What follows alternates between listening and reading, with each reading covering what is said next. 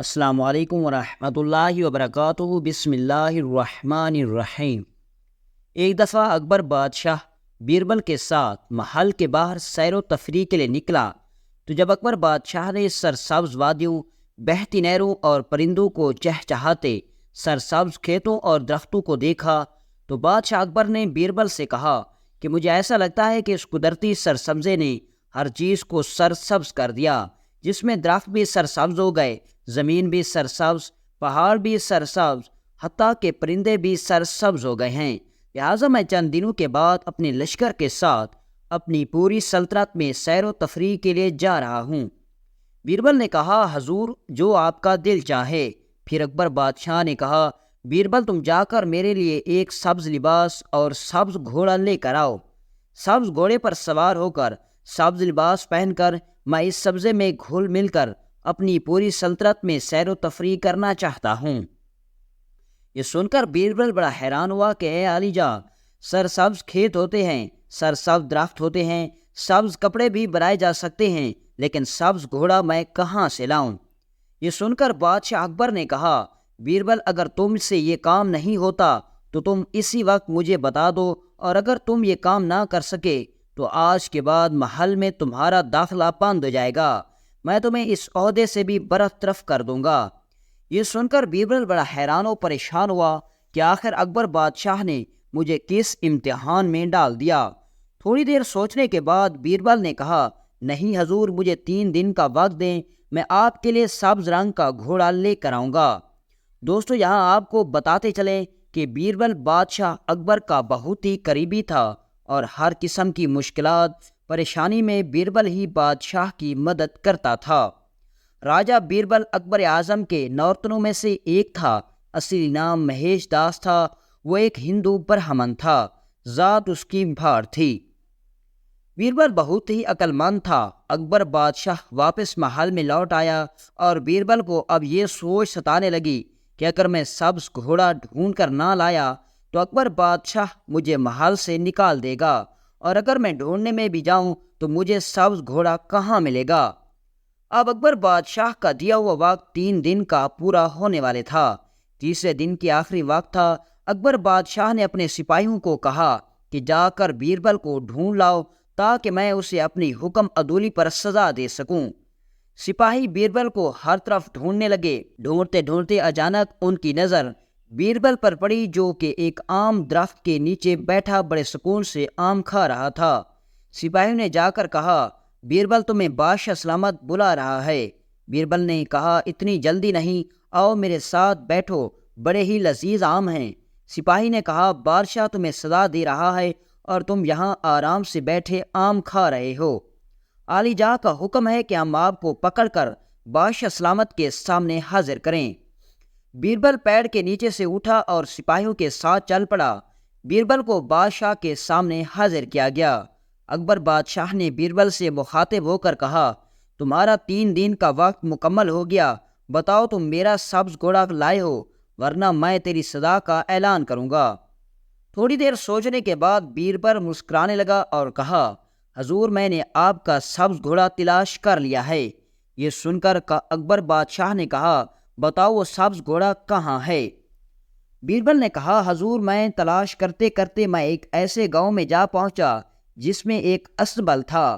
اس اسبل میں ایک سبز گھوڑا کھڑا تھا، مگر اس کے مالک نے گھوڑا دینے کے لیے 2 شرطیں رکھی ہیں۔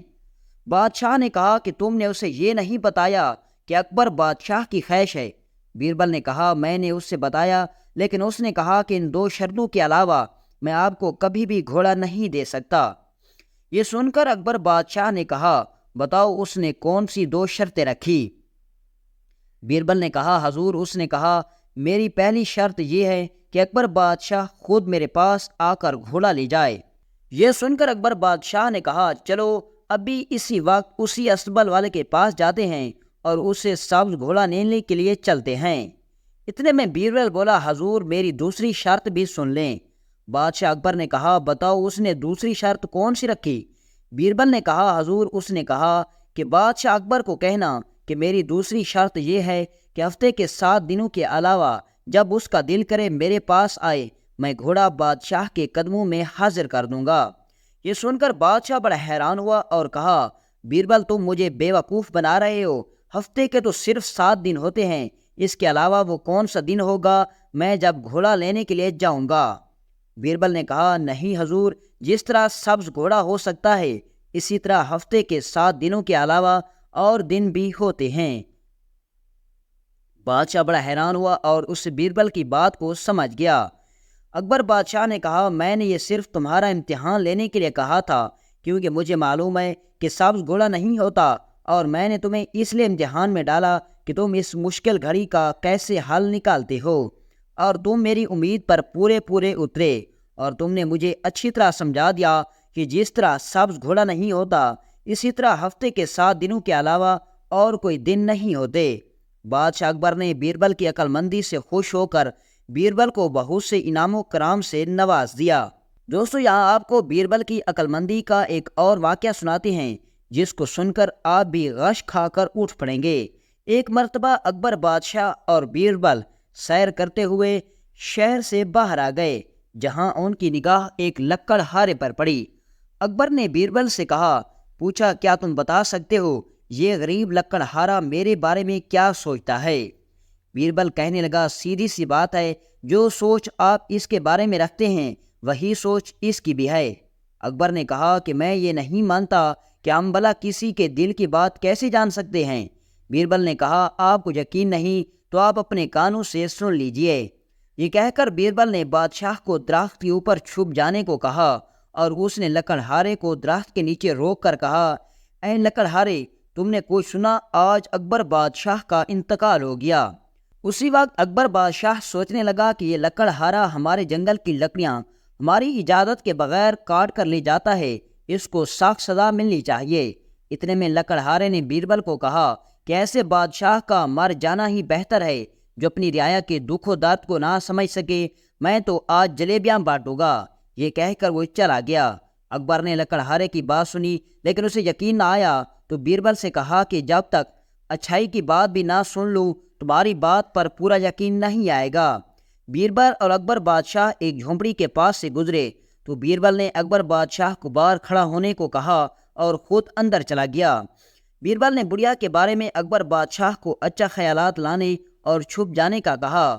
بوڑھی عورت کے بارے میں اکبر بادشاہ سوچ رہا تھا کہ یہ سچ مجھ پریشان لگ رہی ہے۔ اکبر بادشاہ کو اس پر ترس آ رہا تھا کہ اس کا گھر کتنا خستہ حال ہے، آج سے ہی اس کے کھانے پینے کا شاہی خزانے سے انتظام کروا دوں گا۔ بیربل نے بڑھیا کو کہا کہ اکبر بادشاہ کو دشمنوں نے قتل کر دیا۔ جب بڑھیا نے بادشاہ کے موت کی خبر سنی تو بوڑھی عورت یہ خبر سنتے ہی دھاڑے مار مار کر رونے لگی اور کہنے لگی، یہ کیسا غضب ہو گیا، ایسا رحم دل بادشاہ کہاں ملے گا؟ وہ اپنی رعایا کا کتنا خیال رکھتا تھا، ہندو اور مسلم دونوں اس کی آنکھوں کے تارے تھے، اس کے بدلے اللہ میری جان لے لیتا۔ یہ سن کر اکبر بادشاہ بیربل سے بڑا متاثر ہوا اور اس بوڑھی اماں کو دل سے دعائیں دینے لگا۔ یوں لکڑہارے اور بوڑھی عورت کی باتیں سن کر اکبر اس نتیجے پر پہنچا کہ کوئی بھی شخص دوسرے کے لیے جیسے خیالات رکھتا ہے دوسرے بھی اس شخص کے بارے میں ویسے ہی خیالات رکھتے ہیں۔ دوستو، یہاں آپ کو اکبر بادشاہ اور بیربل کے بارے میں تیسرا اور آخری دلچسپ واقعہ سناتے ہیں جس کو سن کر آپ بیربل کی عقل مندی کو دل سے مان لیں گے۔ بیربل بادشاہ کا چہیتا وزیر تھا۔ بیربل اپنی چرب زبانی، حاضر جوابی اور ذہانت میں ثانی نہیں رکھتا تھا، اس کی انہی باتوں کا اکبر گرویدہ تھا۔ ایک روز دربار لگا ہوا تھا، بادشاہ کے تخت کے گرد تمام وزیر، مشیر اور امراء بیٹھے تھے۔ بادشاہ نے بیربل سے مخاطب ہو کر کہا، ہمیں کوئی دلچسپ چٹکلا سناؤ جس سے ماں بدولت محظوظ ہو سکیں۔ بیربل نے کہا، باش سلامت، جان کی امان پاؤں تو عرض کروں۔ بادشاہ نے کہا، ہم تمہیں اجازت دیتے ہیں، جو کہنا ہے بلا جھجک کہو، تمہیں جان کی امان دی جاتی ہے۔ بیربل نے کورنش بجا لاتے ہوئے کہا، جہاں پناہ دنیا میں 100 میں سے 99 لوگ اندھے ہوتے ہیں۔ بادشاہ بیربل کی بات سن کر نہ صرف حیران ہوا بلکہ غصے میں بھی آ گیا۔ اس نے غیظ و غضب کے عالم میں بیربل سے کہا کہ اپنی بات ثابت کرو ورنہ ہم تمہیں اس بد زبانی کی کڑی سزا دیں گے۔ بیربل نے کہا، میں آپ کے حکم کی تعمیل میں اپنی بات سچ ثابت کر کے دکھاؤں گا، مجھے 1 دن کی مہلت دی جائے۔ بادشاہ نے اسے 1 دن کی مہلت دیتے ہوئے کہا کہ اگر تم اپنی بات سچ ثابت نہ کر سکے تو تمہیں سولی پر چڑھا دیا جائے گا۔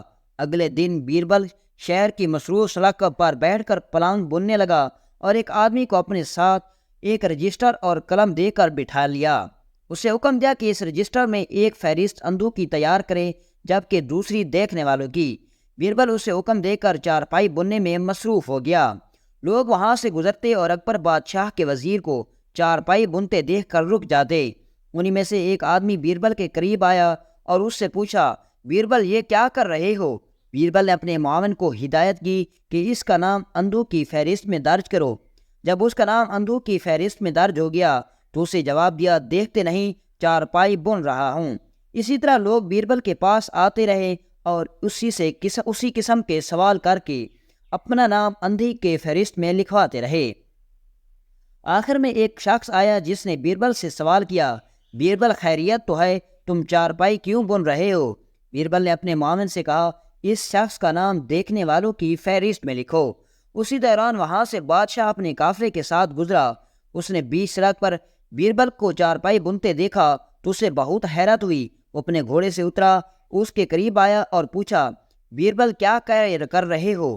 بیربل نے معاون کو بادشاہ کا نام بھی اندھوں کی فہرست میں لکھنے کی ہدایت کی۔ اس کے بعد اس نے بادشاہ سے کہا، میں آپ کے حکم کی تعمیل کر رہا ہوں، فہرست دیکھ لیجئے، اس میں عام کا نام بھی شامل ہے۔ جہاں سے گزرنے والے سبھی لوگ دیکھ رہے تھے کہ میں چارپائی بن رہا ہوں، مگر انہیں اپنی بصارت پر یقین نہیں آ رہا تھا، گویا اندھے تھے، اس لیے مجھ سے سوال کرتے تھے۔ بیربل کیا کہہ رہے ہو؟ ان کا نام میں نے اندھوں کی فہرست میں درج کروا دیا۔ صرف ایک نام میں نے اندھوں کی فہرست میں درج نہیں کروایا جسے اپنی بصارت پر یقین تھا۔ اس نے مجھ سے بے تکا سوال کرنے کی بجائے چارپائی بننے کی وجہ پوچھی، جس کا نام دیکھنے والوں میں فہرست میں لکھا ہوا ہے۔ بیربل نے مزید کہا، بادشاہ سلامت، اندھوں کی فہرست میں 99 نام لکھے گئے ہیں جن میں آپ کا نام بھی شامل ہے، جبکہ دیکھنے والوں میں صرف ایک نام سامنے آیا جو رجسٹر میں موجود ہے۔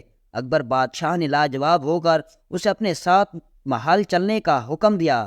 وہاں پہنچ کر اسے عزت و احترام کے ساتھ دربار میں بٹھایا گیا۔